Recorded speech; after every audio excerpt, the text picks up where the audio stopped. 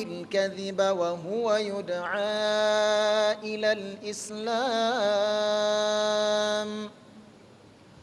والله لا يهدي القوم الظالمين يريدون ليطفئوا نور الله بأفواههم والله متم نوره ولو كره الكافرون هو الذي أرسل رسوله بالهدى ودين الحق ليظهره على الدين كله ولو كره المشركون. السلام عليكم ورحمة الله وبركاته. إن الحمد لله الذي أرسل رسوله بالهدى ودين الحق ليظهره على الدين كله وكفى بالله شهيدا محمد رسول الله والصلاة والسلام على من لا نبي بعد وعلى آله وأصحابه وعلى جميع الأنبياء والمرسلين ومن تبعهم بإحسان إلى يوم الدين. رب اشرح لي صدري ويسر لي أمري واحلل عقدة من لساني يفقه قولي. سبحانك لا علم لنا إلا ما علمتنا إنك أنت العليم الحكيم.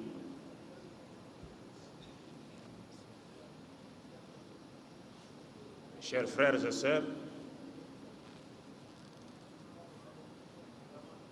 je profite de la rareté de rencontres comme celle-ci pour louer et remercier Allah, le maître de l'univers, le maître des circonstances, parce que c'est lui qui en est la cause et il sait pourquoi il favorise de telles rencontres.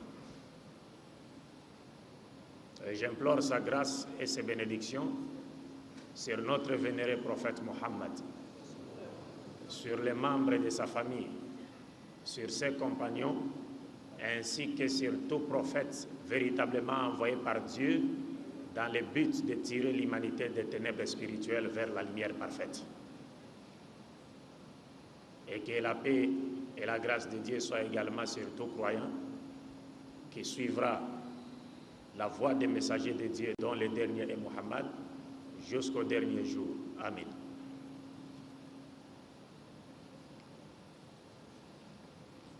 Le thème de ce soir s'intitule « Oui, Mohammed sallallahu alayhi wa sallam est dans la Bible ». Et le cheikh ici à côté de moi nous a lu un certain nombre, nous a récité un certain nombre de versets coraniques. Et parmi ces versets, il y a un qui disait que Jésus-Christ, la paix de Dieu soit sur lui, ou bien Isa alayhi salatu wassalam, avait annoncé à son peuple l'avènement de notre prophète Mohammed sallallahu alayhi wa sallam.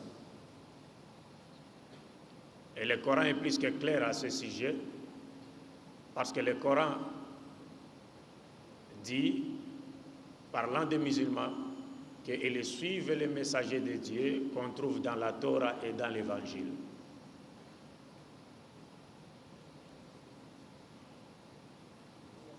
Donc, il est de notre devoir de démontrer la véracité de notre prophète Mohammed sallallahu alayhi wa sallam dans les livres antérieurs ou antérieurement révélés ou révélés avant le Saint-Coran. Vous le savez comme moi, nous, avec les Juifs et les chrétiens, nous avons plusieurs points de convergence, mais aussi de divergence. Et parmi les points de divergence, il y a celui de savoir si Mohammed a-t-il été annoncé dans la Bible judéo-chrétienne ou pas. Pour les Juifs, Mohammed n'a jamais été annoncé dans leurs livres. Et pour les chrétiens également, Mohammed n'a jamais été annoncé dans leurs livres. Mais Allah ne ment pas. Allah confirme aux musulmans dans les 5 Corans qu'il a bien annoncé, il avait bien annoncé l'avènement de Mohammed sallallahu alayhi wa sallam dans les livres antérieurs au Saint-Coran. Et il nous dit dans la 13e sourate du Saint-Coran, sourate Al-Ra'd, je pense que c'est le dernier verset ou l'avant-dernier verset, si je ne m'abuse, il dit Ba'da'udhu billahi minash shaitanir rajim wa yaqulu alladhina kafaru lasta mursala qul kafa billahi shahidan bayni wa baynakum wa man 'indahu 'ilmul kitab. Ceux qui ont mécru disent que toi, Muhammad, paix de Dieu soit sur lui, tu n'es pas un messager de Dieu. Mais dis-leur que Dieu suffit entre moi et vous, c'est-à-dire ceux qui refusent de croire qu'il est un messager de Dieu, Dieu lui ordonne de leur dire que Dieu suffit entre moi et vous, et aussi toute personne qui a la connaissance du livre pour savoir si moi je suis un messager de Dieu. Tout celui qui a la connaissance du livre, même s'il n'a pas lu, il n'a pas cherché à voir Muhammad dans les livres antérieurs au Coran, mais en lisant seulement le Coran, il peut se rendre aussitôt compte, vite compte que Muhammad sallallahu alayhi wa sallam est un messager de Dieu, sans avoir besoin de lire la Bible judéo-chrétienne. Alors, je vous annonce que mon exposé tournera autour de 3 points, qui sont les suivants. Le premier point sera consacré sur le choix de la Bible judéo-chrétienne comme étant notre seul champ de bataille, n'est-ce pas, que nous exploiterons pour démontrer la véracité de notre prophète Mohammed sallallahu alayhi wa sallam. Et ensuite, viendra l'exposé du thème proprement dit. Et enfin, nous tirerons notre conclusion, Inch'Allah ta'ala. Donc, sans plus tarder, nous allons commencer avec notre exposé, mais avant cela, je demanderai à mon frère Mustafa de nous lire 2 prophéties qu'on trouve dans les livres du prophète Daniel. Le prophète Daniel, ou Daniel, en arabe Daniel, est cité dans les Qisas al-Anbiya de Ibn Kathir, rahimahullah. Dans les Qisas al-Anbiya de Ibn Kathir, si vous lisez vers la fin, vous verrez il y a un prophète dont le nom est Daniel, Nabiullah Daniel alayhi salam. Il n'y a pas de prophétie dans les livres des chrétiens et des juifs qui annonce clairement l'avènement de Muhammad sallallahu alayhi wa sallam que celle qu'on trouve dans les livres du prophète Daniel. Donc nous avons choisi pour vous quelques versets du chapitre 2, deuxième chapitre du livre de Daniel, et aussi du chapitre 7 du livre de Daniel. Parce que ce sont 2 prophéties jumelles. Ce sont 2 prophéties jumelles. C'est-à-dire, pour comprendre la première prophétie qu'on trouve dans le chapitre 2, nous devons également comprendre la seconde prophétie qu'on trouve dans le chapitre 7. Parce que les 2 prophéties marchent ensemble. Car le chapitre 7 est le pendant du chapitre 2. Et dans le chapitre 7, nous trouvons des éléments nouveaux, n'est-ce pas, qui nous permettront, n'est-ce pas, de comprendre facilement que Muhammad sallallahu alayhi wa sallam a été annoncé dans les livres des Juifs et des chrétiens. Et je sais qu'en hébreu, dans les livres des Cantiques, dans son chapitre 5, verset 10, Muhammad a été nommément cité en hébreu. Le terme utilisé était Muhammadim. Muhammadim. Même Ha, même Dalet, Yod, même en hébreu. Muhammadim. Mais comme le disait mon cher et mon maître Ahmed Didat, rahimahullah, il disait que les chrétiens ont traduit ces noms. Et dans leur traduction, ils ont détourné le lecteur de la Bible, n'est-ce pas, de la prophétie ou la vérité, n'est-ce pas, qui était énoncée dans ces versets de la Bible en hébreu et dans lesquels Muhammad était nommément cité. Mais, bien que aujourd'hui, il y a aussi l'évangile de Barnabé, certains d'entre vous en ont entendu parler, l'évangile de Barnabé, mais qui avait été déclaré apocryphe par l'Église catholique romaine. Et c'est là à l'époque du pape Grégoire VII. Mais bien qu'ils ont cherché à cacher la vérité, mais Dieu a confirmé la véracité de notre prophète Mohammed sallallahu alayhi wa sallam. Dans la Bible judéo-chrétienne, elle existe jusqu'à ce jour. Donc je vous demanderai de bien vouloir suivre attentivement la lecture de ces 2 chapitres de la Bible qui nous sera faite par notre frère Mustafa, et après cela nous passerons, n'est-ce pas, à l'interprétation de ces 2 chapitres pour voir comment il nous annonce l'avènement de notre prophète Mohammed sallallahu alayhi wa sallam et aussi la victoire de l'islam sur toute religion inventée par l'esprit de l'homme païen.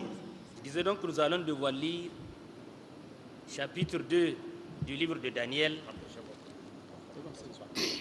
Chapitre 2 du livre de Daniel à partir du verset 26 et jusqu'à verset 45.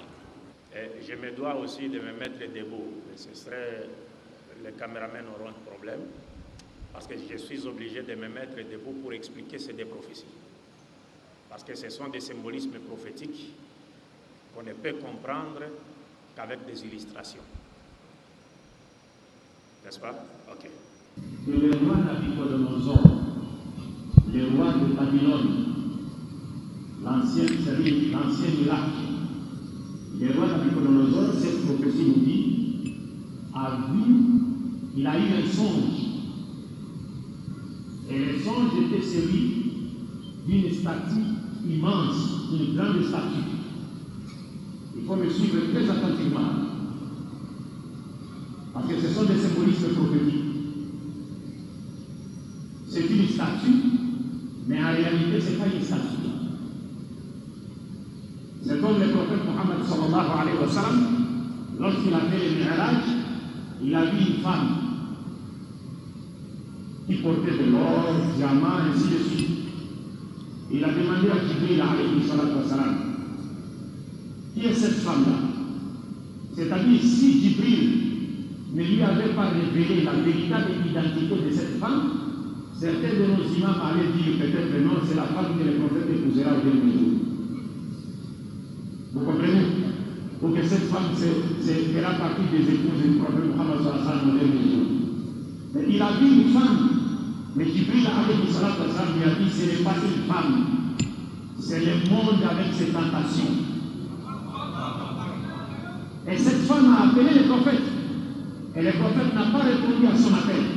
Et Jibril lui a fait savoir que si tu avais répondu à son appel, toute ta communauté se serait égarée du droit chemin.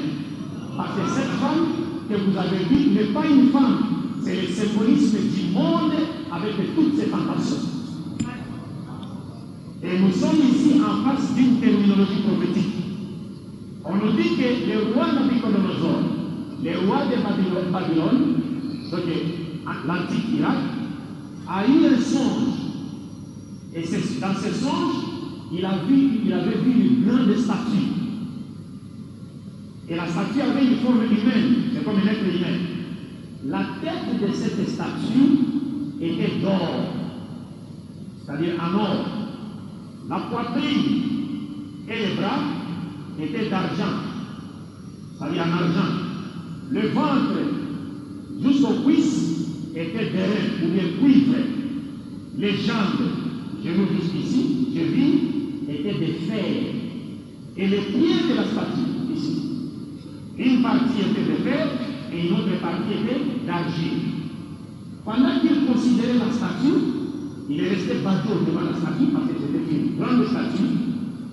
il a vu aussitôt une pierre, une petite pierre, s'est détachée sans les secours d'aucune main. Et cette pierre est venue frapper le pied de la statue. La statue s'est écroulée, elle s'est transformée en poussière. Quant à la pierre qui a frappé le pied de la statue, elle a commencé par devenir une grande montagne qui a rempli toute la terre. Le matin, il s'est réveillé, Dieu lui a fait oublier son songe. Il a oublié le songe.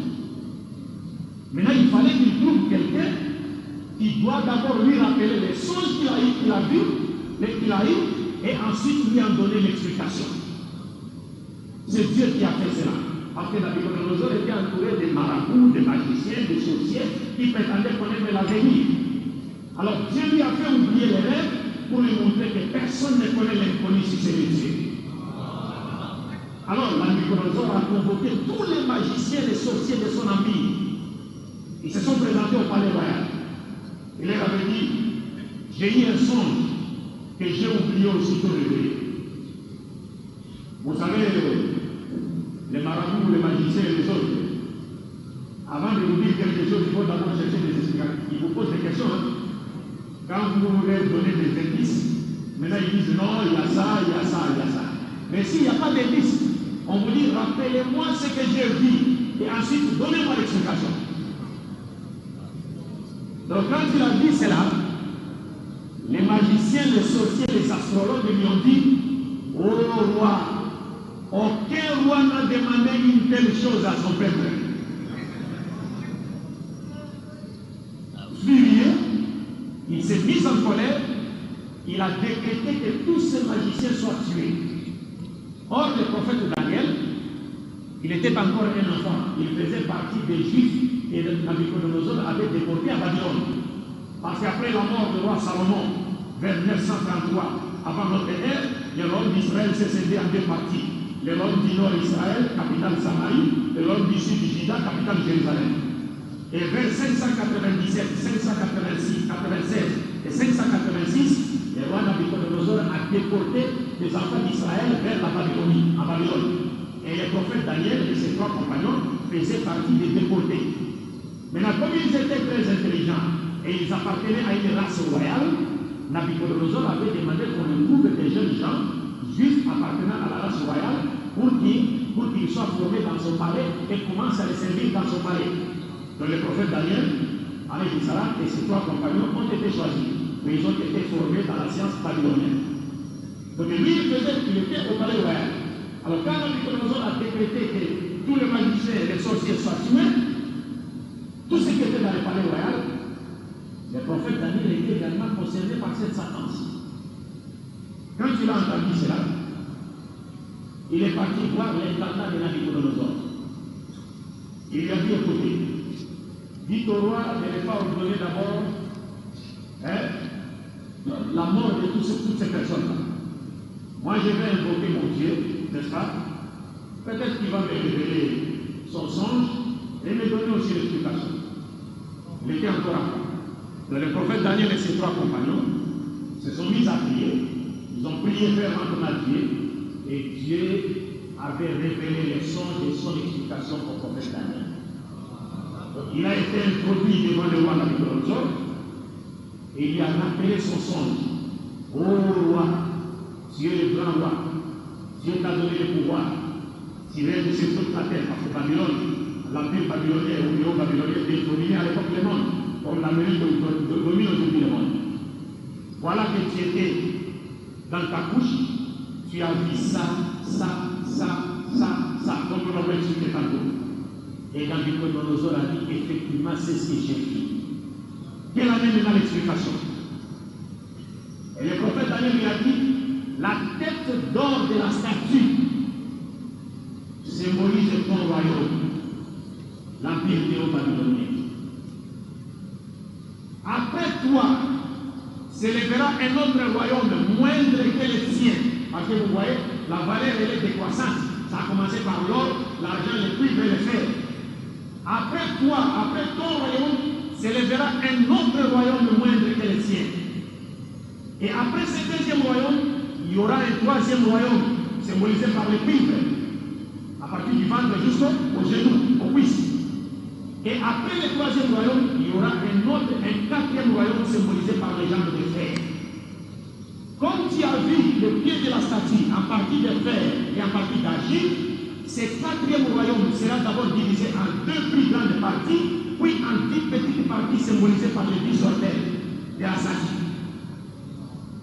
Et la pierre que tu as vue s'est détachée sans le secours d'aucune main. Ce n'est pas une personne, un être humain qui l'a jetée, mais la pierre s'est détachée sans le secours d'aucune main. Cette pierre-là symbolise les nouveaux royaumes éternels et universels que Dieu lui-même créera sur la terre pour remplacer toutes les puissances terrestres. Maintenant, les questions que nous devons nous poser à ce stade, c'est quoi? Quels sont les 4 royaumes symbolisés par les 4 différentes méthodes de la statue? C'est-à-dire l'or, l'argent, les cuivres et le fer. N'est-ce pas? Et quel est le royaume de Dieu symbolisé par la pierre qui s'est détachée sans le secours d'aucune main et qui avait détruit quoi? Le pied de la statue. Quel est ce royaume de Dieu? Gardez votre souffle, parce que je vous ai dit que ces deux prophéties du livre de Daniel sont des prophéties jumelles. C'est-à-dire, pour bien le comprendre, il faut les lire les deux, les expliquer les deux à la fois. Parce que dans le chapitre 7, pour la prophétie du chapitre 7, nous trouvons des éléments nouveaux, n'est-ce pas, qui nous permettent de compléter et de mieux comprendre la prophétie du chapitre 2. Alors, nous avons vu que dans le chapitre 2, c'est Nabuchodonosor qui a eu un rêve. Et celui qui lui a rappelé son rêve et lui a donné l'explication, c'était qui? Le prophète Daniel. Mais dans le chapitre 7 du livre de Daniel, ce n'est pas Nabuchodonosor qui a vu, qui a eu un songe, non. C'est le prophète Daniel lui-même qui a eu des visions. Et dans le chapitre 7, ce n'est pas Daniel qui explique, mais c'est Malaika Jibril, c'est l'ange Gabriel qui lui donne l'explication. Qu'est-ce que le prophète Daniel a vu dans le chapitre 7? Dans le chapitre 7, le prophète Daniel, en résumé, il a vu 4 bêtes. 4 bêtes. La première bête était un lion qui avait des ailes d'aigle. La seconde bête était un ours qui marchait en boitillant d'un côté. La troisième bête était un léopard qui avait 4 têtes et 4 ailes. La quatrième bête était un monstre. Il était un monstre. C'est une bête qui est comme un monstre. Le prophète Daniel dit qu'il avait des dents de fer et il avait 10 cornes sur sa tête. Il avait 10 cornes. Et une petite corne est sortie du milieu de ces 10 cornes. Et cette petite corne avait une bouche comme celle d'un être humain et elle avait aussi des yeux comme celle d'un être humain. Et cette petite corne parlait avec arrogance et elle disait des blasphèmes contre Dieu. Et 3 des 10 premières cornes de la bête furent arrachées devant la petite corne. Donc il ne restait que 7 cornes. 3 furent arrachées. Pendant que Daniel considérait les cornes de la 4e bête, il a vu le tribunal de Dieu s'asseoir. Et Dieu a fait venir un être humain, qu'on appelle dans la prophétie un fils de l'homme. Dieu a fait venir un fils de l'homme et il lui a donné le pouvoir pour diriger l'humanité tout entière. Maintenant, les questions que nous devons nous poser par rapport à cette prophétie sont les suivantes. Quels sont les royaumes ou les empires mondiaux symbolisés par les 4 bêtes de la prophétie de Daniel 7? Qui symbolise les 10 cornes de la 4e bête? Qui symbolise la petite corne qui est sortie du milieu des 10 cornes et devant laquelle 3 des 10 cornes de la 4e bête ont été arrachées? Et quelle est l'identité exacte du Fils de l'homme à qui Dieu a donné le pouvoir pour diriger l'humanité tout entière? Qui est-il? Takbir.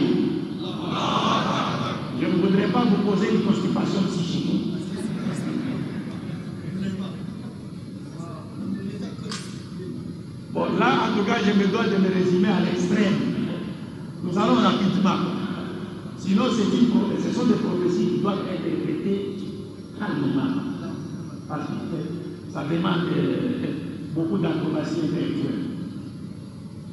Si nous avons choisi ces deux prophéties, parce que ces prophéties n'exigent jamais l'assistance du Saint-Esprit chrétien pour qu'elles soient comprises. Parce que les chrétiens nous disent, non, pour comprendre la Bible, il faut avoir l'Esprit Saint.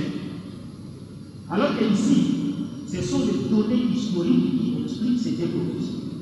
C'est-à-dire parce que les symbolismes prophétiques utilisés dans ces deux prophéties ont trouvé leur parfait accomplissement dans l'histoire de l'humanité.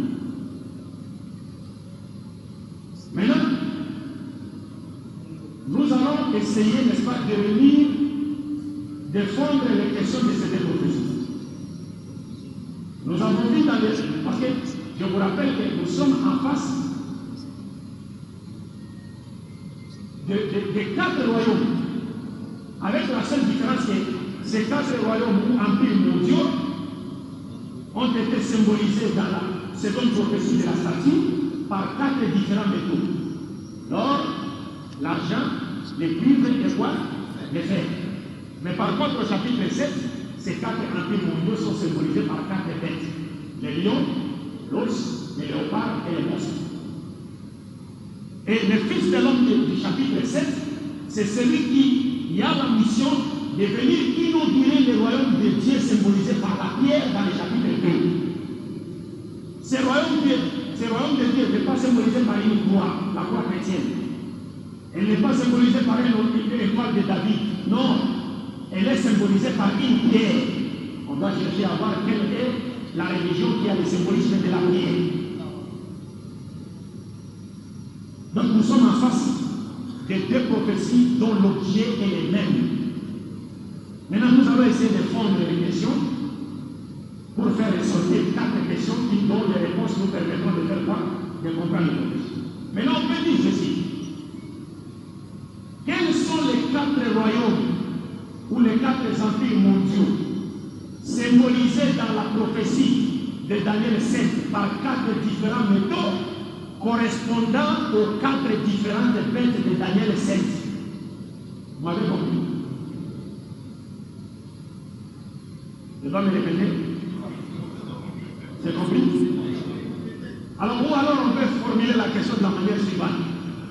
Quels sont les quatre empires mondiaux symbolisés dans la prophétie de Daniel 2 par quatre différents métaux et dans la prophétie de Daniel 7 par quatre différentes bêtes?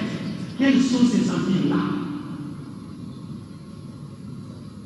Et quelle est l'identité exacte du nouveau royaume éternel et universel de Dieu symbolisé par la pierre dans la prophétie de Daniel 2, lequel royaume sera inauguré sur la terre par le Fils de l'homme de Daniel 7? Et quelle est l'identité exacte de ce Fils de l'homme de Daniel 7? Qui est-il? Pour comprendre ces deux prophéties, c'est facile. Parce que l'indication interprétative de ces deux prophéties a été donnée par Daniel dans le chapitre 2 et par l'ange de Gabriel dans le chapitre 7. Qu'est-ce que Daniel a dit? Daniel a dit à Nabuchodonosor, c'est toi qui symbolise la tête d'or.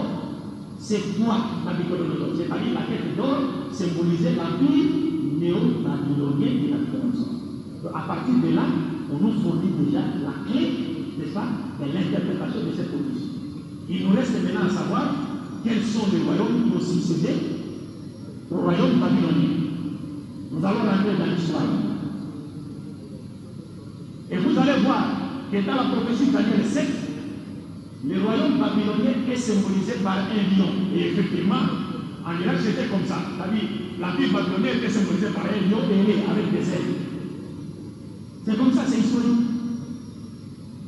Donc ici, les lions correspondent à la tête d'or, l'ours correspond à la poitrine et les bras d'argent, les léopards correspondent au ventre et aux cuisses des reins au cuivre, et puis les monstres qui avaient des dents de fer correspondent à l'empire qui était symbolisé dans le deuxième chapitre par les jambes de fer. Et les 10 cornes de la 4e bête correspondent aux 10 hôtels de la statue d'Antanel 2. Avec un élément nouveau qui vient de s'ajouter, qui est la petite corne qui est sortie du milieu des 10 cornes, et puis il y a le Fils de l'homme qui va venir inaugurer le royaume de Dieu, symbolisé par la vie. Maintenant, mes chers frères, quel est le royaume ou l'empire qui a succédé à l'empire néo-babylonien de Nabucodonosor? Parce que ici, la prophétie montre clairement que le nouveau royaume de Dieu, symbolisé par une pierre, ne fera son apparition qu'après les 4 empires mondiaux qui sont symbolisés par les 4 différents métaux et par les 4 différentes bêtes. Maintenant, on pose la question. Parce que Daniel a dit à Nabucodonosor, après toi s'élèvera un autre royaume symbolisé par la poitrine et les bras d'argent. Quel est le royaume qui a succédé au royaume babylonien dans l'histoire? Qui peut nous révéler ça? Hein? C'est quoi? C'est l'empire médo-perse. C'est l'empire médo-perse. Au départ, c'était médo-perse et finalement, il est resté l'empire perse. C'est pourquoi on a vu Lous marcher en boitillant. Et l'ange Gabriel a dit à Daniel, ça va commencer d'abord comme étant un empire médo-perse et après les Perses vont prendre le dessus. Et il ne restera finalement que l'empire perse. Parce qu'après la mort de Nabucodonosor, Evil-Mérodach l'a succédé. Après Evil-Mérodach, il y a eu la Bach-Marduk. Après la Bach-Marduk, il y a eu Nériclissar. Après Nériclissar, il y a eu Nabonide. Après Nabonide, il y a Belshazzar. En 539 avant notre ère, Darius le Mède et Cyrus le Perse ont détruit l'empire de Babylone de Nabucodonosor. Ils ont pris le pouvoir. Donc c'était fini avec l'empire de Babylone. Maintenant, c'était les Mèdes et les Perses qui régnaient. Et Daniel nous dit, il dit à Nabucodonosor, après le deuxième royaume, empire symbolisé par la poitrine et les bras d'argent, viendra un troisième royaume ou empire symbolisé par les ventres et les cuisses de cuivre. Quel est l'empire qui a succédé à l'empire perse ou l'empire de l'Opère dans l'histoire? Hein? Non, ce n'est pas l'empire romain. C'est quel empire? Hein? Là? Les Grecs. Merci. C'est l'empire grec d'Alexandre le Grand. Alexandre III, fils de Philippe II de Macédoine. L'empire grec. Parce qu'après la mort de Darius, Cyrus le Grand a pris le pouvoir. Après Cyrus le Grand, il y a eu Cambyse. Après Cambyse, Darius I, Xerxès I, Artaxerxès I, Xerxès II, Darius II, Artaxerxès II, Artaxerxès III, Darius Sodoman III, à la bataille d'Arbelès, il a été vaincu par Alexandre le Grand. À l'an 331 avant notre ère. Donc les Grecs ont dominé maintenant le monde. Vous comprenez? Maintenant on nous dit, le prophète Daniel dit à Nabucodonosor, après le troisième empire ou royaume, viendra un autre royaume qui est symbolisé par les jambes de fer. Quel est le royaume qui a succédé aux Grecs? Hein? Oui, c'est l'empire romain, avec les Pompée, Jules César, Trajan et ainsi de suite. Donc l'empire romain a succédé à l'empire grec. Et le symbolisme de fer, c'est le symbolisme, c'est-à-dire la force de l'empire romain, la brutalité de l'empire romain, le courage de l'empire romain.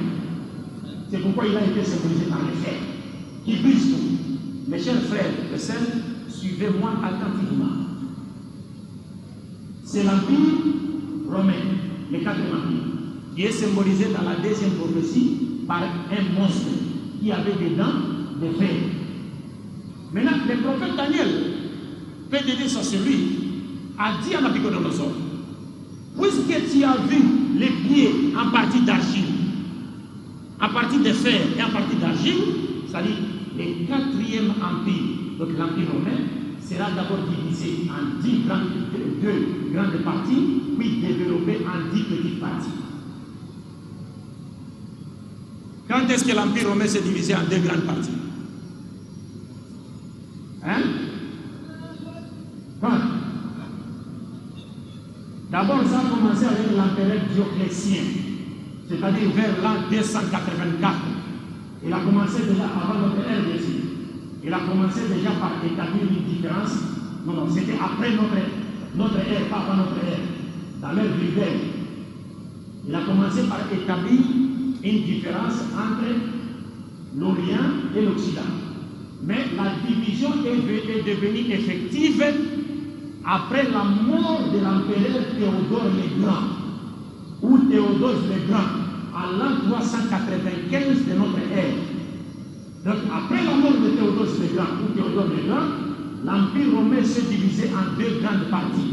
L'Empire romain d'Orient, son fils aîné Arcadius il régna, et l'Empire romain d'Occident, son fils cadet Honorius régna. Et notez très bien, parce que la prophétie nous dit, le royaume de Dieu symbolisé par une pierre viendra après la division de l'Empire romain en deux grandes parties, puis son développement en 10 petites parties symbolisées par les 10 organes. Or, vous devez vous rappeler que Jésus-Christ, la paix de Dieu soit sur lui, a existé avant la division de l'Empire romain. Il faut noter ça. Jésus-Christ a existé avant la division de l'Empire romain, et selon les chrétiens, il aurait été arrêté par les Romains, ligoté par les Romains, fouetté par les Romains, attaché à la croix par les Romains, tué par les Romains, il est monté au ciel, il a laissé les Romains continuer à régner. Mais le royaume de Dieu symbolisé par la pierre ne viendra pas avant la division de l'Empire romain, mais plutôt après la division de l'Empire romain, en deux grandes parties, puis en 10 petites parties. Et nous avons vu que historiquement, l'Empire romain s'est divisé en deux grandes parties après que Jésus-Christ soit passé. Le royaume de Dieu symbolisé par la pierre n'est pas encore venu. Et la prophétie nous dit, l'Empire romain se développera encore en 10 petites parties. Et c'est à cette époque-là, quand l'Empire romain sera divisé en 10 petites parties, c'est à cette époque-là que Dieu commencera à inaugurer son royaume éternel et qui deviendrait universel. Et qui était symbolisé par une prière. Quand est-ce que l'Empire romain s'est divisé, s'est développé en 10 petites parties? Quand? Hein? Il n'y a pas d'étudiants ici. Quand est-ce que l'Empire romain s'est divisé en 10 petites parties? Vous développez en 10 petites parties. C'était en l'an 476. En l'an 476, lorsque des tribus barbares ont détruit l'Empire romain d'Occident. Remarquez très bien. 10 tribus barbares se sont accaparées de la partie occidentale de l'Empire romain. 10 tribus barbares. Les Syriens, les Vandales, les Ostrogoths, les Francs, les Alamans, les Saxons, les Burgondes, les Suèves, elles étaient 10 tribus barbares. Et ces 10 tribus barbares sont symbolisées par les 10 organes de la statue et aussi par les 10 cornes de la 4e bête. Mais la prophétie chapitre 7 nous montre que c'est dit, parce que l'ange a dit au prophète Daniel, il dit les 10 cornes de la 4e bête symbolisent 10 États qui s'élèveront du 4e empire, c'est-à-dire l'Empire romain. Et ces 10 États qui se sont élevés dans le contexte géographique et politique de l'Empire romain, ce sont les 10 tribus barbares que nous avons cités ici. Mais la deuxième prophétie nous montre que 3 de ces 10 tribus barbares seront déracinées. 3 tomberont et ne resteront que 7. Et les 7 continuent à exister jusqu'à ce jour. Les Francs, ce sont les Français. Les Alamans, ce sont les Allemands. Les Saxons, ce sont les Anglais. Vous avez les Italiens, vous avez les Suisses, vous avez les Portugais, vous avez les Espagnols. 7 tribus barbares qui continuent à exister jusqu'à ce jour. Mais 3 ont été déracinés. Nous allons les citer. Mais le prophète Daniel dit, après, puisque tu as vu partir des pieds, à partir des fers et à partir d'argile, le quatrième royaume sera divisé en deux grandes parties, puis développé en 10 petites parties. Et ça, dans le temps de ce roi-là, quand ce royaume sera développé en 10 petites parties, c'est à cette époque-là que Dieu maintenant inaugurera son royaume sur la terre, qui est symbolisé par une pierre et qui deviendra universelle. Parce que la pierre a frappé la statue, elle a détruit la statue, puis elle a commencé par grandir jusqu'à couvrir toute la terre. Est-ce que vous comprenez? Et la prophétie dit, ce royaume-là ne sera jamais détruit. Tous les royaumes qui sont passés seront détruits. Mais le royaume de Dieu symbolisé par la pierre ne sera jamais détruit. Quand est-ce que ce royaume verra jour? Avons-nous dit? C'est à l'époque de ces tribus là-bas. Et quand précisément? C'est le chapitre 7 qui nous apporte encore plus de lumière. Parce que le chapitre 7 nous montre quand est-ce que ce royaume fera son apparition. Le chapitre 7 nous dit la quatrième bête avait 10 cornes. Et aussitôt après, une petite corne sortit du milieu des 10 cornes. Et cette petite corne avait une bouche comme celle d'un être humain. Et elle avait aussi des yeux comme ceux d'un être humain. Et cette petite corne disait des blasphèmes contre Dieu. Et à cause de ces blasphèmes, Daniel a vu le tribunal de Dieu s'asseoir, des livres furent ouverts, où, c'est-à-dire les péchés de cette petite corne étaient consignés, et Dieu fit appel à un fils de l'homme et lui donna le pouvoir pour détruire tous ces royaumes et pour diriger l'humanité de Dieu. Et quand est-ce que ce fils de l'homme viendra? La prophétie nous dit ceci: 3 des 10 premières cornes seront déracinées. Ce qui était déjà passé avant la division de la terre en deux grandes parties, puis son développement en deux petites parties. Il était déjà passé. Mais le royaume de Dieu n'était pas encore venu. Le royaume de Dieu devrait venir après la division de l'Empire romain en deux grandes parties, puis son développement en 10 petites parties. Et la seconde prophétie nous montre clairement quand est-ce que le Fils de l'homme à qui Dieu donnera le pouvoir pour diriger le monde entier viendra. C'est après la destruction des droits du part. Le service de Bagdad est sauvé. Et nous l'avons vu historiquement, les Ostrogoths étaient détruits après le Saint-Empire. 32 ans après, Mohammed n'a dit à la messe. 40 ans après, il déclara être le seul messager de Dieu envoyé à l'évangile de la terre. Et il a apporté une religion dont le symbolisme est la prière. Il n'y a pas une seule religion sur cette terre qui a le symbolisme de la pierre, qui c'est l'islam. Et cette pierre qui a frappé les pieds de la statue, qui symbolisait l'Empire romain. Et ce sont les musulmans qui ont détruit l'Empire romain. Parce que la prophétie nous dit, la pierre va frapper les pieds de la statue, et non la tête, mais les pieds. Et ce sont les musulmans qui ont détruit l'Empire romain.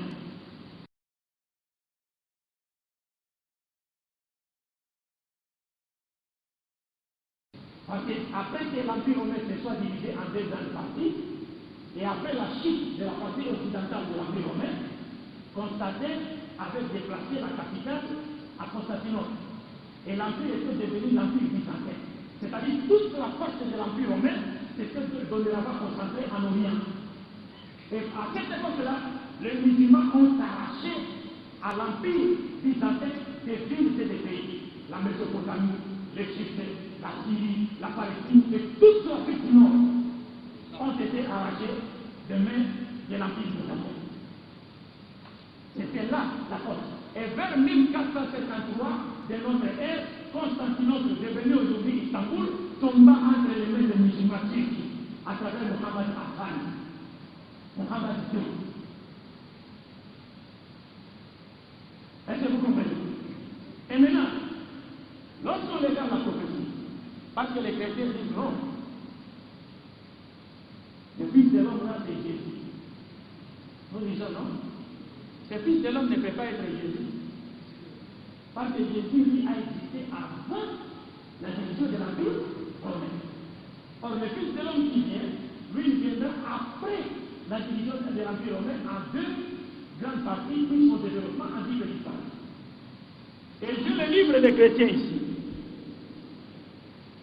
La Bible d'Ordre, qui a été écrite par les catholiques et les protestants, donc les deux plus grandes branches du christianisme, dans son glossaire, on nous parle du Fils de l'homme de Daniel 2. Vous savez ce qu'ils ont dit? Hein? Je vais vous les lire. Nous sommes sur l'expression Fils de l'homme. Ibn Adam, Ben Adama en hébreu. Parce qu'en réalité, Jésus s'est fait également appelé Fils de l'homme. Et tous les prophètes de la Bible ont été appelés des Fils de l'homme. Et nous, dans le Coran, Dieu nous appelle Ya Bani Adam, aux enfants de qui? L'Adam. C'est pour montrer que nous ne sommes pas des dieux. Nous sommes des êtres humains. Nous avons hérité les sangs, la chair et l'os qu'avait Adam. Nous sommes différents de Dieu. Mais qui est le Fils de l'homme de Daniel 7:13? Écoutez ce que les chrétiens disent. Ils disent ceci. Fils de l'homme, sauf en acte 7:56 et Jean 12:34, l'expression de Fils de l'homme apparaît toujours dans le Nouveau Testament comme prononcée par Jésus-Christ lui-même. Dans de nombreux cas, il est évident que ce titre lui servait à se désigner lui-même. En certains passages, notez ceci, en certains passages, l'expression évoque l'autorité d'un personnage encore à venir, le juge de la fin des temps. Et cet emploi est sans doute inspiré de Daniel chapitre 7, verset 13. Vous avez compris? Si c'était Jésus, il aurait écrit, il s'agit de Jésus. Mais il dit oui, Jésus s'est attribué l'expression Fils de l'homme. Mais en certains passages, cette expression évoque l'autorité d'un autre personnage encore à venir, le juge de la fin des temps. Et cette expression est tirée de Daniel 7:13. Alors, si cette expression dans Daniel 7:13 n'a rien à voir avec Jésus, mais c'est un autre personnage, qui est-il? Qui est-il? Il y a un autre témoignage. Je n'ai pas voulu apporter la Bible de Jérusalem des chrétiens catholiques, mais j'ai fait une copie. Je vais vous le lire sur le Fils de l'homme.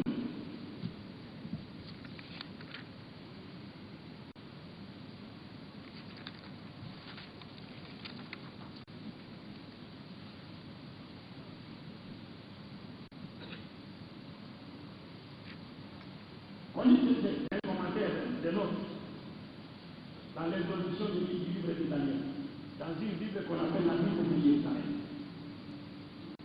C'est la Bible des chrétiens catholiques, n'est-ce pas? Ils ont écrit ceci. C'est à la page 1085 de la Bible de Jérusalem, les chrétiens anonymes. Il est écrit ceci. C'est mystérieux Fils de l'homme. C'est mystérieux Fils de l'homme. C'est le chapitre 7:8. Verset 18, donc le chapitre 7, verset 18 et verset 21 avec verset identifié avec la communauté de Dieu est aussi sa tête, le chef du royaume eschatologique, mais ce n'est pas le Messie d'habitude. Ce n'est pas le Messie d'habitude, mais ce n'est pas Jésus-Christ. Si ce Fils de l'homme n'est pas Jésus, qui est-il? Qui est ce Fils de l'homme qui n'est pas Jésus et qui vient inaugurer sur la terre le royaume de Dieu qui est éternel et qui deviendra universel et qui est symbolisé par une pierre. Et ce royaume-là détruira l'Empire romain. Or, quand les musulmans détruisaient l'Empire romain était chrétien. Ça veut dire que Jésus-Christ lui-même est venu pour détruire l'Empire romain. Et remarquez que la prophétie nous dit quoi? La prophétie nous dit ce royaume de Dieu symbolisé par la pierre détruira tous les royaumes qui étaient symbolisés par les quatre différents niveaux de la statue. Le premier royaume, c'était quoi? C'était quoi? Babylone. L'Empire néo-babylonien. Aujourd'hui, c'est quel pays? Irak.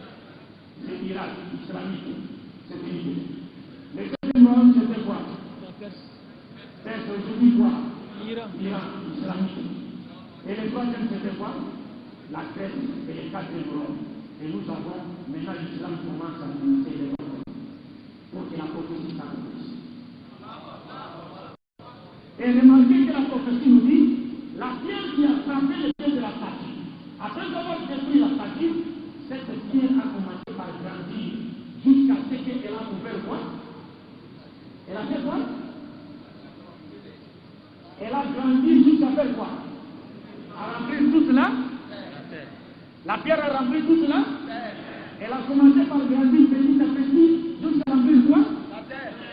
والذي أرسل رسوله بالهدى ودين الحق ليظهره على الدين كله. Ce sera la pierre de l'islam.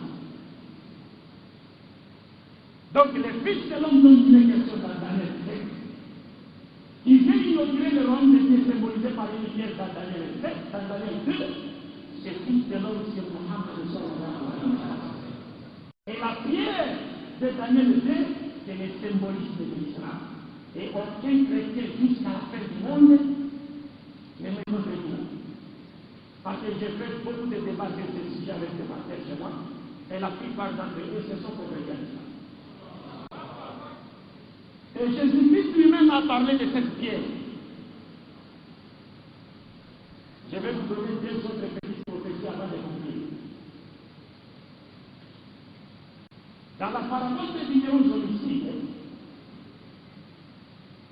Jésus-Christ nous dit, il donne une parabole. Vous savez qu'une parabole, c'est une comparaison. À partir des choses que vous connaissez dans la vie quotidienne, on prend un exemple et on veut vous expliquer des choses qui dépassent votre entendement. Alors Jésus dit, il y avait un maître de maison, il y avait un champ de vignes, il l'afferma de vignerons. Il repartit chez lui. Le moment de la récolte est arrivé, il a envoyé ses serviteurs vers le vigneron pour qu'ils prennent sa part. Parce qu'il y a eu un pacte entre le maître et le vigneron qui vont travailler dans le champ de vignes. Donc il faut maintenant qu'il prenne sa part. Mais quand les serviteurs allèrent vers le vigneron, arrivèrent vers le vigneron, Jésus nous dit, et Christ fait de ça, c'est de nous dire, les vignerons de cette vie, ils lapidèrent les premiers, ils tuèrent les seconds, et ils firent le troisième ce qu'ils ont voulu. Il dit, le maître de la ville leur a envoyé encore un grand nombre de serviteurs, mais qui connurent les mêmes sons. La fin de compte, les maîtres se dit, je vais leur envoyer mon fils, peut-être qu'ils auront dû les faire beaucoup. Et une fois le fils arrivé, les vignerons se disent, voici l'héritier, saisissons l'émission. Et Jésus dit à l'assistance en l'état, après avoir massacré les serviteurs du maître de la ville, quel sera le maître de la ville, des vignes à ces vignerons? L'assistance répondit, il tuera misérablement ces misérables et prendra la vigne, la fermera à d'autres vignerons qui lui donneront sa part au moment de la récolte. Et Jésus se retourna vers eux et il dit, n'avez-vous jamais vu dans les Écritures la pierre qu'ont rejetée les bâtisseurs est devenue celle de l'âne.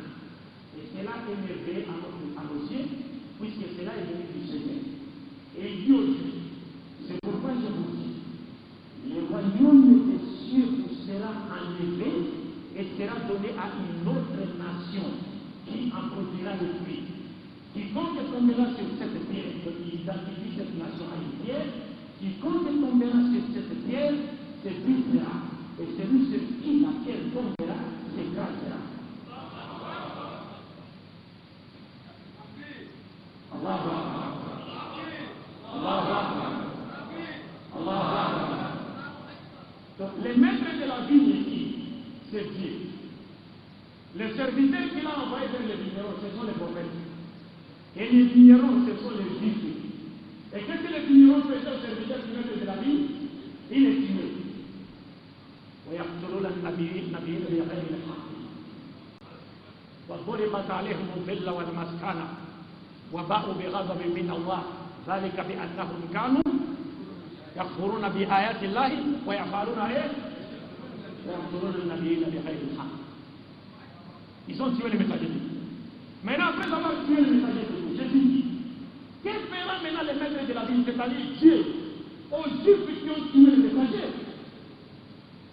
La puissance répondit, il leur arrachera la vigne. Or, la vigne dans cette parabole symbolisait la loi, la révélation divine, la prophétie.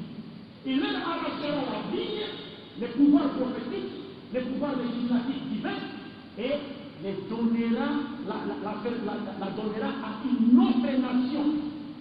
C'est-à-dire qu'il y aura une autre nation qui recevra de Dieu une révélation à l'état des Juifs, qui recevra de Dieu une loi à l'état des Juifs, mais qui, contrairement aux Juifs, cette nation mettra en pratique la loi de Dieu, parce que les Juifs n'ont pas mis en pratique la loi de Dieu. Et il identifie maintenant cette nation à une pierre. Il dit, c'est pourquoi je vous le dis, le royaume des cieux vous sera enlevé et sera donné à une autre nation qui en produira le fruit. Quiconque tombera sur cette pierre, c'est différent. Si vous voulez attaquer cette nation, vous allez vous briser. Vous voulez attaquer l'Islam, vous allez vous briser. Et celui sur qui la pierre tombera, s'écrasera. Et celui sur qui l'Islam se fondera, s'écrasera. Parce que c'est une prophétie. Et cette pierre, c'est la nation qui a été choisie par Dieu. Et pour terminer, la dernière prophétie, c'est la première fois que je traite cette prophétie. C'est la première fois. J'en ai parlé avec les gens, mais je ne l'ai jamais traité. Mais je vais juste le citer. C'est dans Apocalypse chapitre 14, verset 6 à 7. Apocalypse, selon les chrétiens, c'est un livre qui aurait été écrit entre les années 90 et 100, après Jésus. Parce que Apocalypse, comme disent les chrétiens, c'est une révélation. Et Jésus-Christ, après son départ, aurait montré à Jean, son apôtre, à travers une mission, ou bien. Et c'est une prophétie qui nous annonce des choses à venir. Et donc cette prophétie, cette révélation a été donnée entre l'an 90 et l'an 100, c'est-à-dire après que Jésus soit parti. Jésus n'était plus au monde. Mais la révélation, elle n'est pas de Jésus. Elle est de Dieu lui-même. Parce que le premier verset du livre d'Apocalypse nous dit, voici la révélation de Jésus-Christ que Dieu lui a donnée pour montrer à ses serviteurs ce qui doit arriver. Donc elle n'est pas la révélation de Jésus, mais plutôt la révélation que Dieu a donnée à Jésus pour montrer au monde ce qui va arriver. Et qu'est-ce qui est dit dans cette prophétie, mes chers frères? Nous devons être fiers d'être musulmans. Dans cette prophétie, Jésus est passé, Paul est passé, tous les apôtres sont passés. Il n'y a qu'un seul qui était resté, Jean. Et il vivait dans l'île du Patmos. Maintenant, il a une révélation. On lui montre ce qui doit arriver dans la vie. Il voit quoi dans cette prophétie? Jésus lui montre qu'il arrivera un moment. La prophétie dit, Jean dit, j'ai vu un ange voler entre le ciel et la terre. Il avait un message universel et éternel pour l'adresser aux hommes de toute nation, toute langue, toute tribu, tout peuple. Et le message de cet ange, c'est quoi? Craignez Dieu, adorez celui qui a fait le ciel et la terre, car l'heure de son jugement est arrivée. Donc, Jésus nous annonce à travers Jean qu'après lui, Dieu enverra un ange qui sera porteur d'un message universel destiné aux hommes de toute langue, toute race, toute tribu et tout peuple. Et le contenu même de ce message qui sera apporté après Jésus n'a rien à voir avec le message du christianisme. Parce que le message central du christianisme, c'est quoi? C'est la croyance à la mort et expiatoire de Jésus-Christ sur la croix pour avoir une salut. Le message du christianisme, c'est qu'il faut croire que Jésus était mort sur la croix pour nous racheter par sa mort.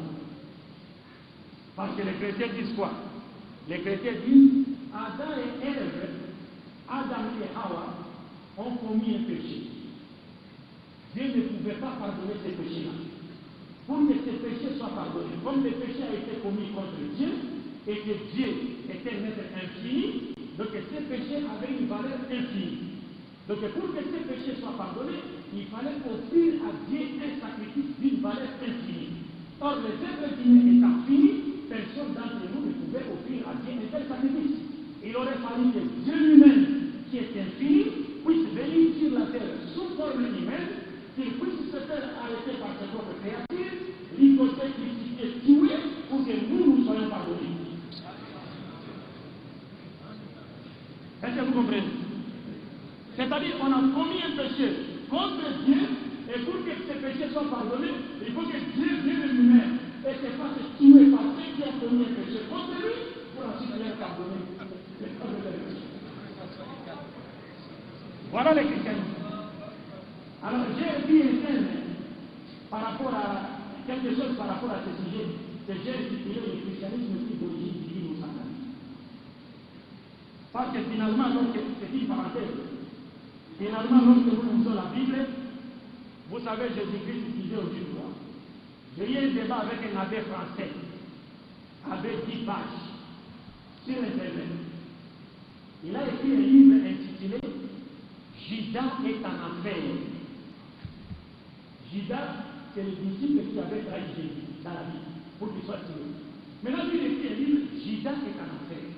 Maintenant, je lui pose la question, pourquoi Judas est-il en enfer? Et il me dit non, c'est parce qu'il a livré le Christ. Moi j'ai dit ah bon? Pour avoir livré le Christ, il part en enfer. Alors, pourquoi dites-vous que l'humanité ne sera sauvée qu'en acceptant la mort expiatoire de Jésus sur la croix, lorsque vous envoyez Judas en enfer pour avoir livré Jésus à la mort de l'homme de croyance? Est-ce que vous comprenez? Parce que si l'humanité devrait être sauvée par la croyance à la mort de Jésus, Judas ne devrait nullement être envoyé en enfer. Il devrait être considéré comme étant le sauveur de l'humanité. Parce que c'est lui qui a envoyé Jésus à la mort pour que nous soyons sauvés. Maintenant, lui, il nous facilite la tâche, il va en enfer. Faire quoi?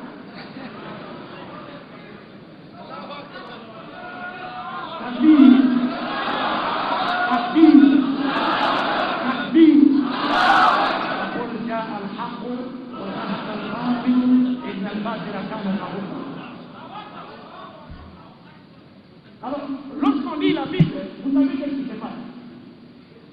Dans Jean chapitre 8, verset 40 à 44, Jésus dit aux Juifs, pourquoi cherchez-vous à me faire mourir?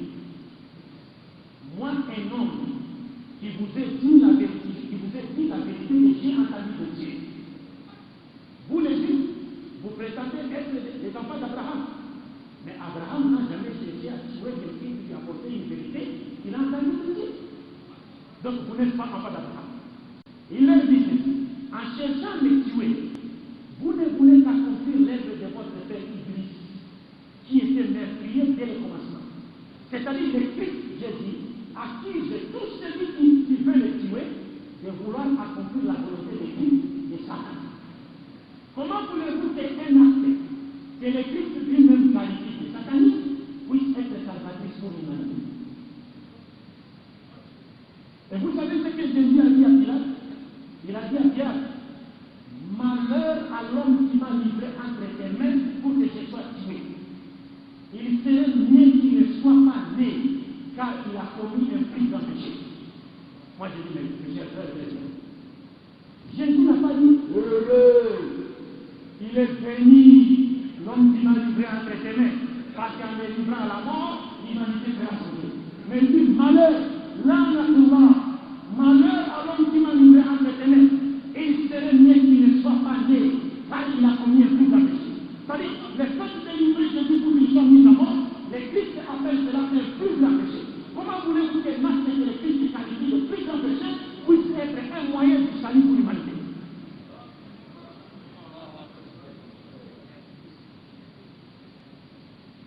Vous comprenez?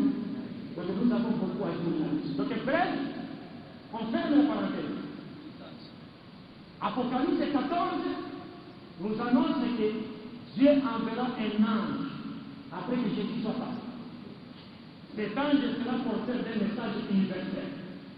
Ce message est destiné à toute l'humanité, les hommes de toute race, toute langue, toute tribu, tout peuple. Et le contenu de ce message, c'est quoi? Ce message n'invite nullement l'humanité à croire à la mort de Jésus comme tel ou tel fait. Non. Le message de cet ange invite l'humanité à craindre Dieu. Craignez Dieu, Ittaqullah.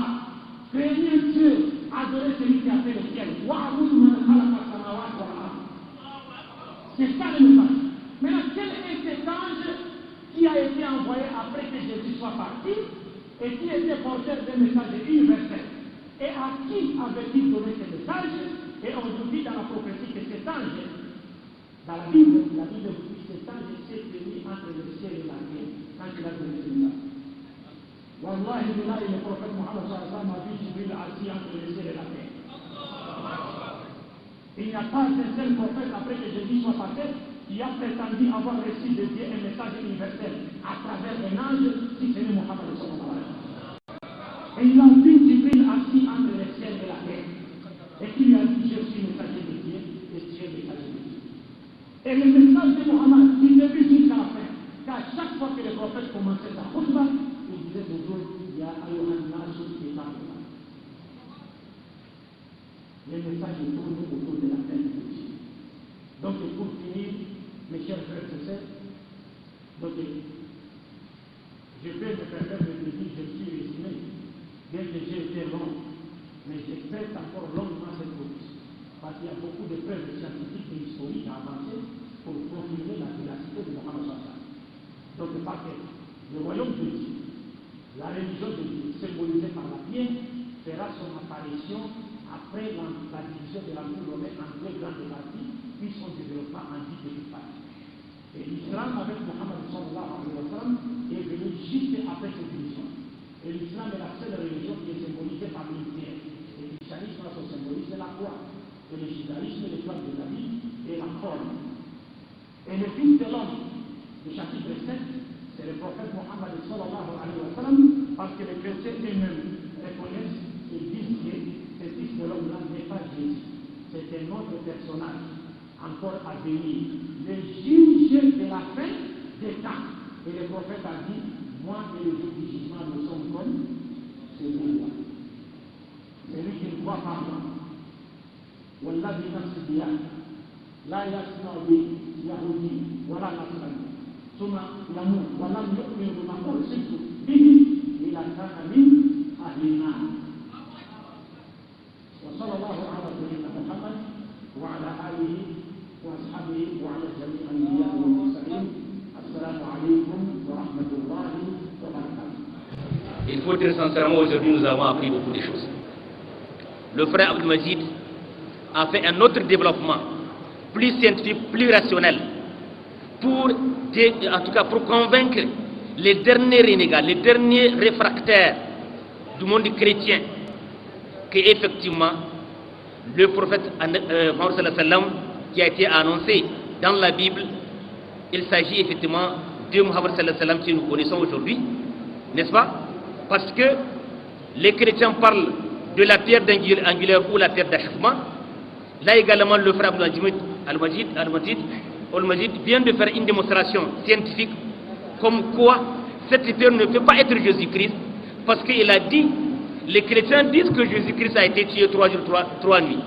Mais la pierre, la prophétie dit, cette pierre, quiconque tombe sur elle, il se brisera. Et si elle tombe sur quelqu'un, il le réduira en poudre. Alors, c'est évident, il ne s'agit pas de Jésus-Christ.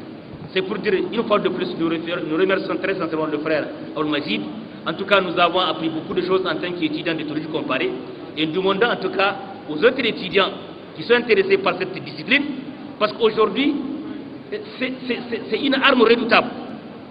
Vous avez vu, on s'est fondé sur la Bible, rien que pour la Bible, pour démontrer par A plus B, pour convaincre les esprits les plus réfractaires qu'effectivement le prophète sallallahu a été annoncé dans la Bible. Je vais m'arrêter là, Inch'Allah, pour permettre à répondre à quelques questions. Assalamu alaikum wa rahmatullahi wa barakatuh. La première question, il y a deux questions qui ont le même contenu. Les gens veulent savoir quel le symbole de la petite corde qui a un visage et qui parle.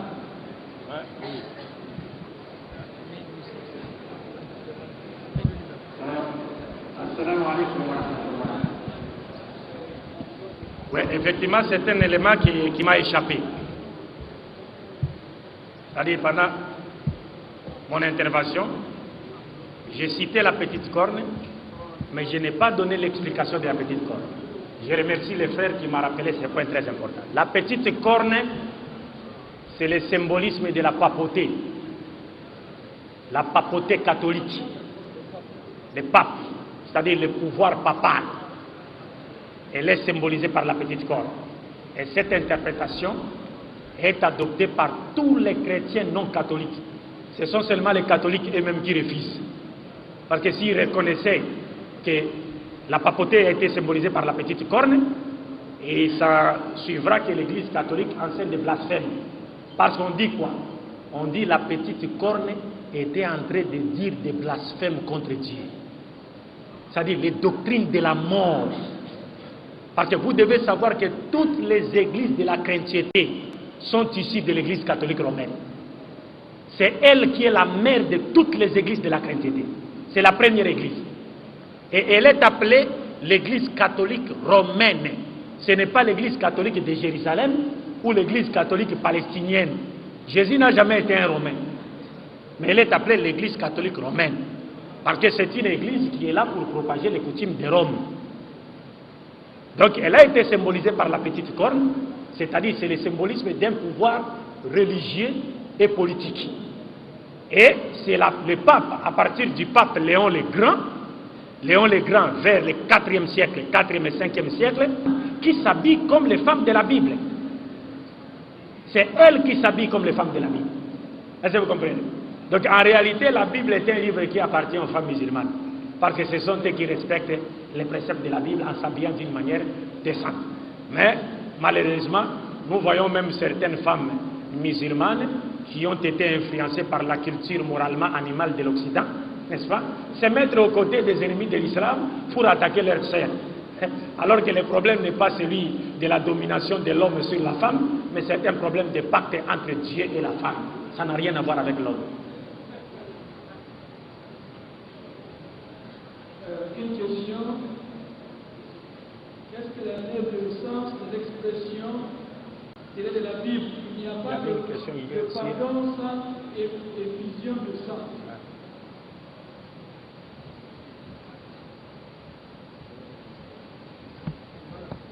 Oui, mais quand vous dites qu'il n'y a pas de pardon sans effusion de sang, dans l'Ancien Testament, cela avait un sens. Mais dans le Nouveau Testament et dans le Coran, cela n'a aucun sens. Parce que le Christ lui-même a enseigné le pardon sans verser le sang de quiconque. Dans la prière de notre Père qui est aux cieux, il nous enseigne ceci quand nous prions, que nous puissions dire, en s'adressant à Dieu plutôt, pardonne-nous nos offenses, pardonne-nous nos offenses, comme nous pardonnons à ceux qui nous ont offensés. Est-ce que vous comprenez? Donc il y a ici pardon sans verser le sang de quiconque. Et le Christ lui-même a enseigné en nous disant que Dieu, de même qu'un berger a la joie de retrouver sa brebis qui s'était égarée, ainsi Dieu a la joie et les anges ont la joie de voir un pécheur abandonner le péché et revenir à qui? À Dieu, sans effusion de sang. Dans l'Ancien Testament, cela a un sens, mais dans le Nouveau Testament, cela n'a aucun sens, et dans le Coran, cela n'a aucun sens. Et surtout, le sang qui était versé dans l'Ancien Testament était celui d'un animal. Ce n'était pas le sang d'un être humain. Alors que les chrétiens voudraient que le sang d'un être humain à la personne de Jésus soit versé pour que nous soyons sauvés. Simplement parce que les chrétiens n'ont pas compris le langage de Jésus. Parce que Jésus-Christ dit dans la Bible, celui qui ne boit pas mon sang n'aura pas la vie éternelle. Écoutez ça. Celui qui ne boit pas mon sang n'aura pas la vie éternelle. C'est Jésus qui dit ça. Et cette parole est vraie, 100% vraie. Mais quel en est le sens? Pensez-vous qu'en disant celui qui ne boit pas mon sang a la vie éternelle, Jésus nous demande à boire son sang physique? D'abord, le corps humain ne contient que presque 6 litres de sang. Est-ce que l'humanité tout entière peut boire les 6 litres que contenait le corps de Jésus? Et puis nous demander de boire son sang physique, c'est nous faire passer pour des sorciers ou des cannibales? Il s'agit de quel sang? Parce que Jésus dit, celui qui boit mon sang aura la vie éternelle. Non, ça c'est la terminologie prophétique dans les enseignements de Jésus. Jésus voudrait nous dire quoi? Comme le sang apporte la vie dans le corps physique. Tantôt on a entendu qu'il y a une sœur qui a besoin du sang, n'est-ce pas? On a dépêché quelqu'un pour lui aller donner le sang. Parce que sans le sang, elle n'a pas la vie. À moins que Dieu n'a décidé autrement. Donc avoir du sang dans le corps, c'est avoir la vie. Manquer du sang, c'est manquer de vie. Alors Jésus a comparé ses enseignements au sang.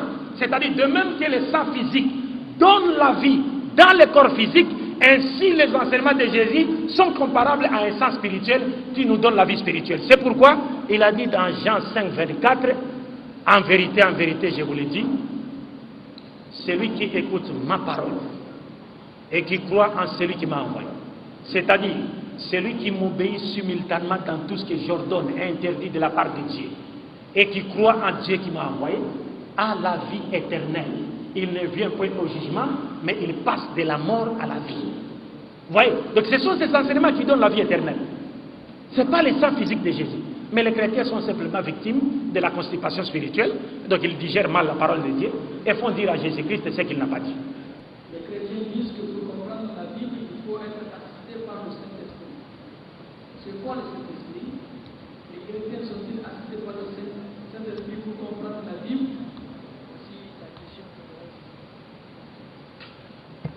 Le Saint-Esprit, c'est celui que nous appelons dans les langages islamiques Ruh al-Qudus.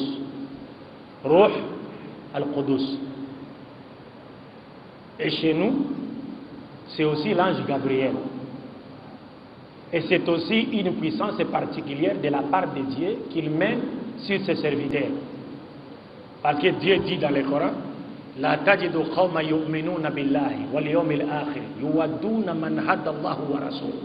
Walau kanu madha آباءهم أو أبناءهم أو إخوانهم أو عشيرتهم أولئك كتب في قلوبهم الإيمان وأيدهم بروح منه.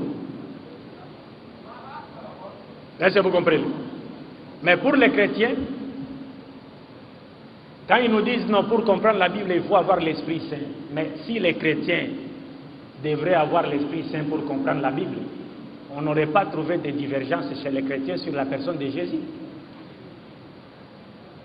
Ils auraient tous une vision unique de la personne de qui? De Jésus. Mais nous avons des chrétiens qui pensent que Jésus est Dieu. D'autres disent il n'est pas Dieu, il est plutôt fils de Dieu. D'autres disent il est à la fois Dieu et fils de Dieu. D'autres disent non, il est simplement un prophète. D'autres disent non, il est plus qu'un prophète parce qu'il est à la fois aussi fils de Dieu. Et d'autres disent non, c'est un ange même. Et d'autres finalement disent il est tout. Il est Dieu, fils de Dieu, ange, être humain, il est tout. Vous voyez? Mais les chrétiens n'ont jamais l'Esprit Saint. Parce que les apôtres qui avaient l'Esprit Saint n'ont jamais conféré à Jésus-Christ le droit à la divinité.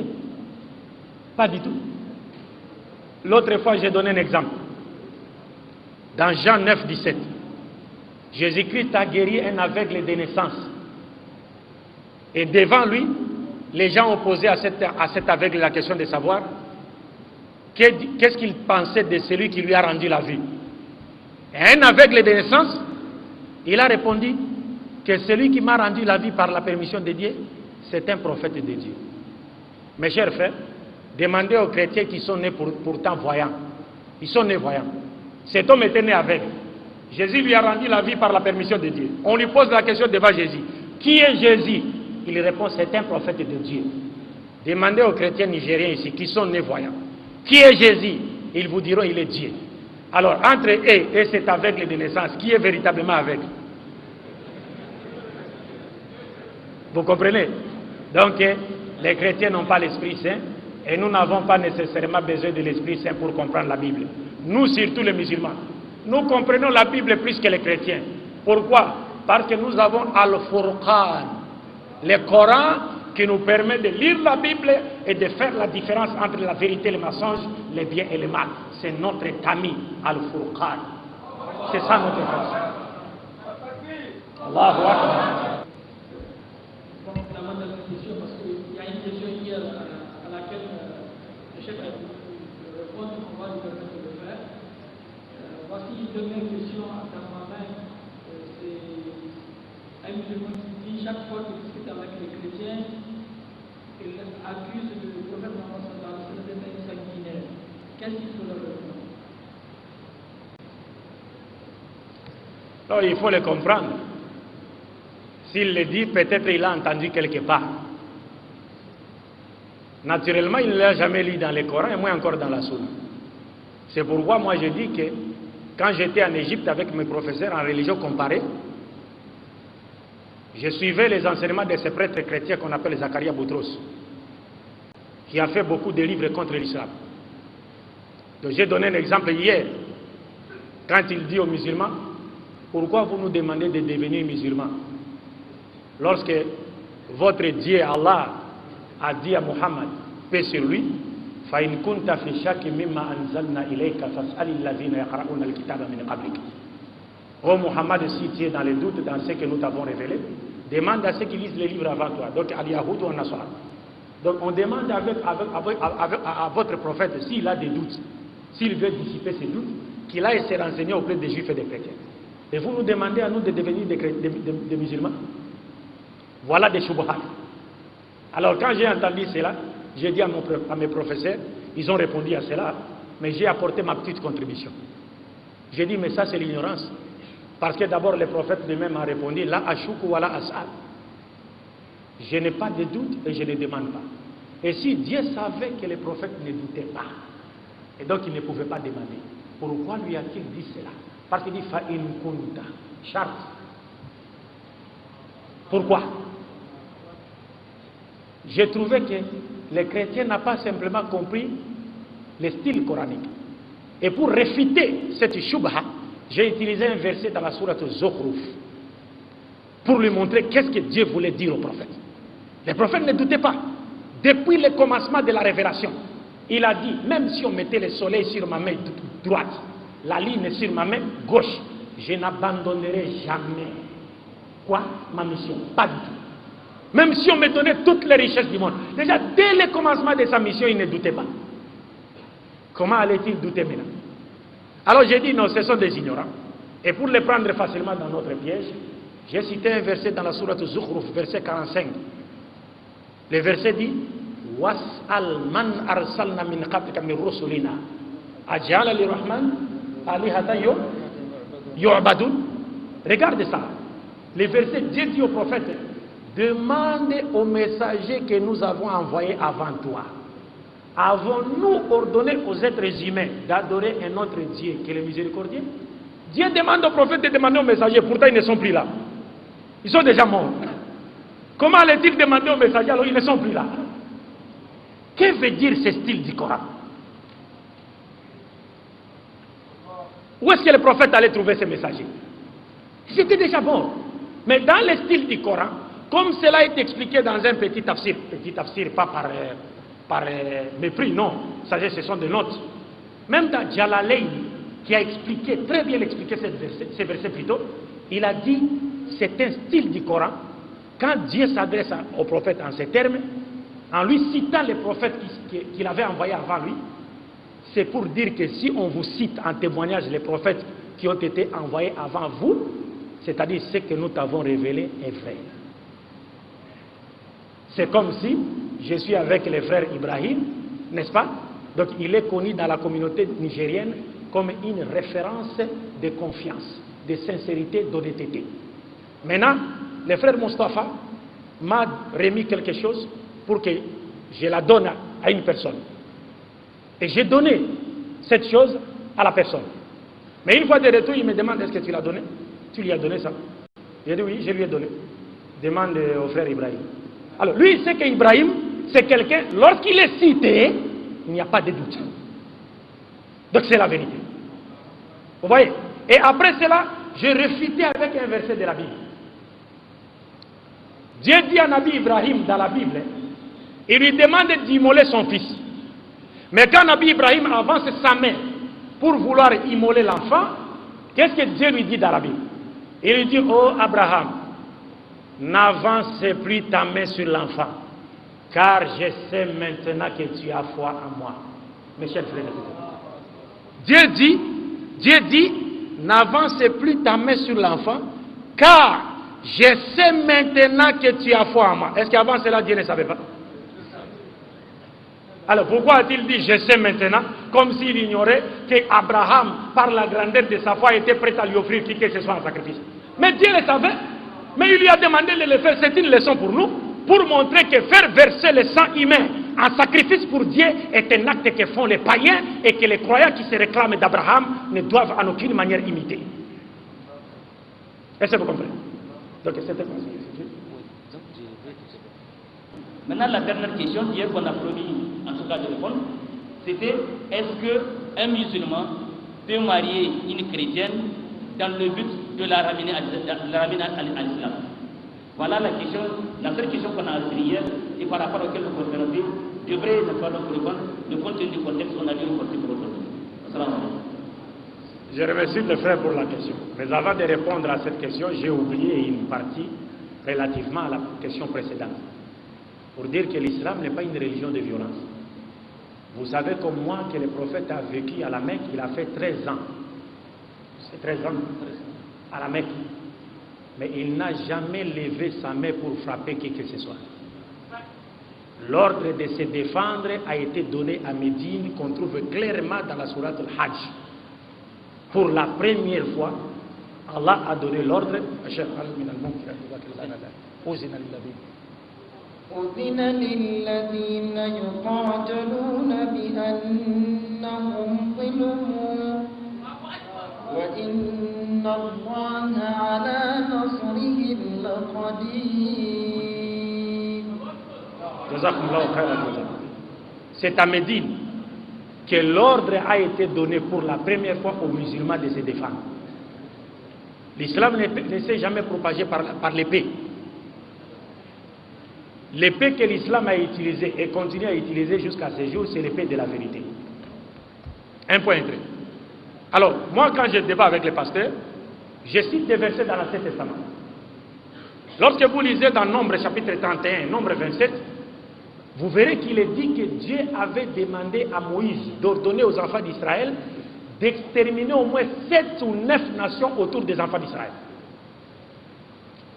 Et ces nations ont été toutes exterminées. Quand je cite ces passages en exemple, les chrétiens me disent quoi? Les chrétiens me disent non, ça c'est l'Ancien Testament. Ce n'est pas le Nouveau Testament. Alors moi je dis c'est bien, je suis d'accord avec vous que c'est l'Ancien Testament, ce n'est pas quoi? C'est le Nouveau Testament. Mais j'aimerais simplement savoir qui avait demandé à Moïse d'ordonner aux enfants d'Israël d'exterminer ces nations-là? Et c'est Dieu ou Satan? Ils répondent non, mais c'est Dieu. Et je termine en leur disant, et c'est Dieu-là, selon vous, ce n'est pas Jésus?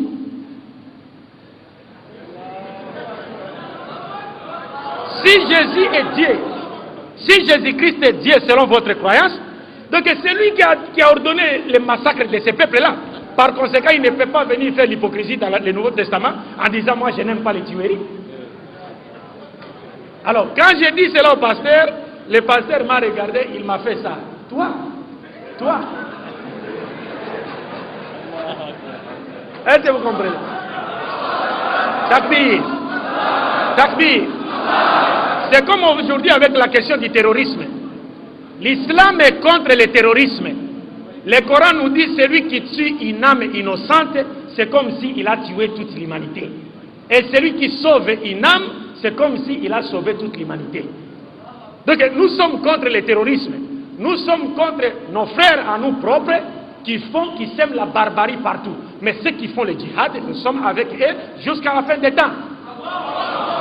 Mais même ceux qu'on appelle aujourd'hui terroristes, même si ils font des barbaries, mais le problème n'est pas là-bas. Le problème est où? Pourquoi sont-ils devenus terroristes? Parce qu'on ne naît pas avec les chromosomes du terrorisme. On devient terroriste. Le préambule de la Déclaration universelle des droits de l'homme de 1948 nous dit ceci: un homme doux peut devenir violent à force de subir l'injustice. Pourquoi ces gens se sont-ils devenus terroristes? Même si c'est là contre l'islam, mais pourquoi sont-ils devenus terroristes?